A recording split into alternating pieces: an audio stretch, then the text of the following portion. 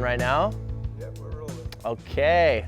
What's up, y'all? Reed Stark here, out at the BSD headquarters in sunny Glasgow. So I was fortunate enough to come over here. Had to do a little documentary for the Cycling World Championship in Glasgow, which is in August. It's a UCI piece. We filmed a little documentary with Fred Murray and Peter Adam and Denham, and kind of the whole crew. BSD was down to set me up with a new bike. So I got something to look forward to when I am healed. Should be back on it in about 2 more weeks. To start off, we have the brand new BSD Safari frame in Safari colorway. It's a beautiful blue. I went to Puerto Rico, BSD Puerto Rico trip, shot a photo of the sea, and it was just a magical day, and I was like, we gotta sample that color. So we used that exact color and made this here frame. It's 21.8 top tube. I like it really long in the front, and for this version, we made a super short back end. We have like a 9.5 standover, I believe. Hey, Grant, is it a 9.5 standover? 9.5, I was right, 9.5. Head tube 75, 9.5 standover. The back end is 12.8 to 13.2, probably about 13 in the middle where I kind of run it. So a super unique piece about this frame, in order to get this short back end, we have the Super Scoop rear triangle. It's custom designed form tubing on the chainstay. So you can still run a 2.4 tire. I like my tire super fat, feels like you're riding around on cushions. Still run that tire slammed with this frame. And you have the space up front for your knees. You got the super short back end, makes pretty much any trick on a BMX bike easier. I feel like soon enough, pretty much everyone's gonna be riding a longer front end and a shorter back end, but always blows my mind when short riders hop on my frame and they're able to do all of their same tricks just with more legroom in the front. It's just a way more comfortable position to ride in. So one of the sickest things about this frame to me is the super tall head tube. This design with BSD forks and BSD stem makes it so you don't have to have any spacers, so it's super clean, perfect connection with all the parts. In the back wheel here, we ride the Revolution hub. It's a pretty crazy design. It behaves like a free coaster, but you actually have pedal pressure. So from stationary with the Revolution hub, there's this little amount of slack, right? Which is still less than the normal West Coaster or other free coaster hub you have. But when it's rolling, there's no slack at all, which is quite the trip. It behaves just like a cassette. It's so comfortable, makes you feel so much more confident on the bike. I know it's kind of changed the game. They can't really seem to keep these on the shelves, so that's pretty hype. I'm stoked to be riding one. In the back here, we have the Jersey barrier hub guards. Right side, just a plastic guard with an inner cone piece, slides right on the hub. Same thing with the drive side guard. Man, I remember back in the day, you'd have to sit there and flip your bike upside down and just pry apart your frame to get a wheel in with guards on it, because you need the guards, protects your spokes. If you're doing any type of grinding, it makes sure you don't lock up and mess up your chain. Yeah, man, I couldn't imagine myself ever not riding guards. So yeah, having these just slide right on the hub and be able to fit perfectly in the frame is just quite a treat. We have the Rube Tube XL pegs, plastic pegs.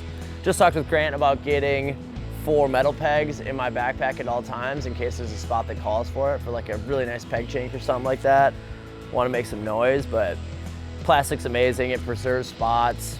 You're super quiet in the streets, which is nice. So you can ride stuff for longer. You can kind of grind anything. You can grind aluminum, you can grind wood, any surface you want. Dude, you could probably feeble right through this pallet right here if you wanted.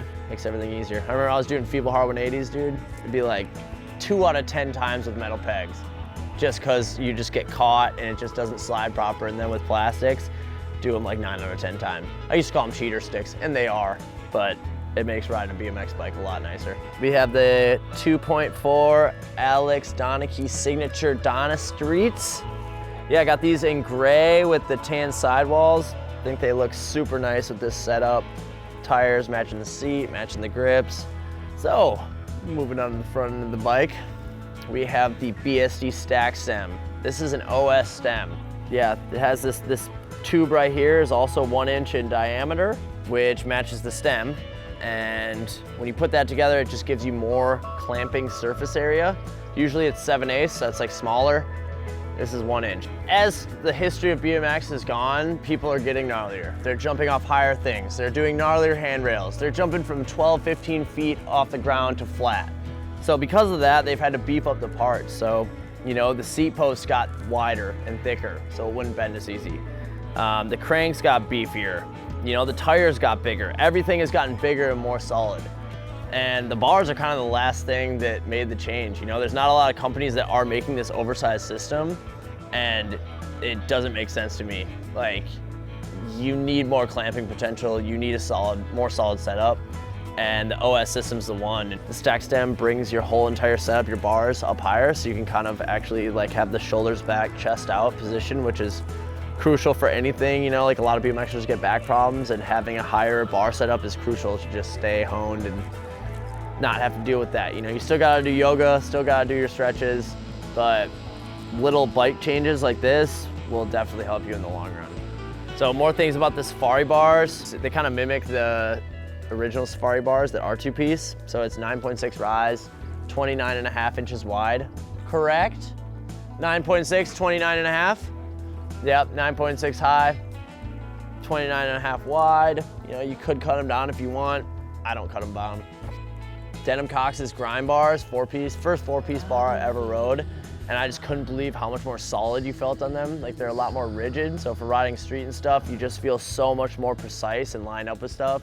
Same thing as like diving into niches, like it's just sturdy and solid. Connected to the bars, we have Denim Cox's signature gray swirl grips.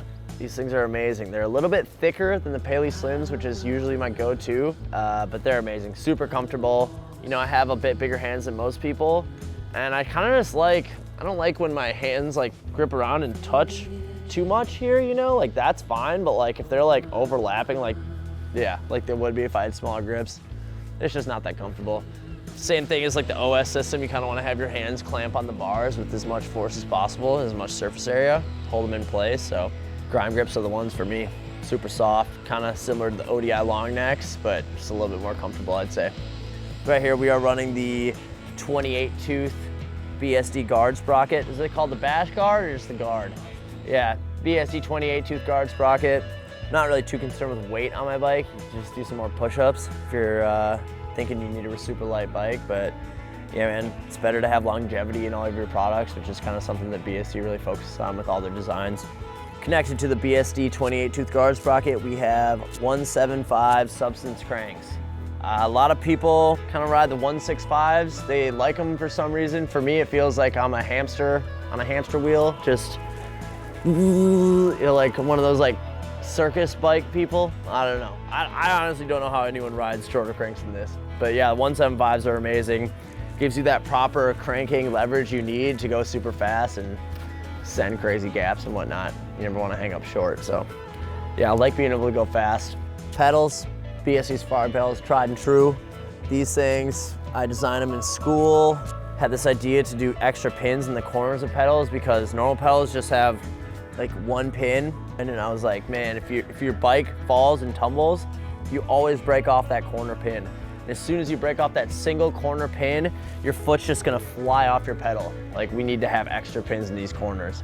So that was kind of the design. You know, they have like a dual concave platform, so your foot actually sits in the pedal like this, which gives you the most gripping potential possible. They're knurled, so it also grips your foot super good.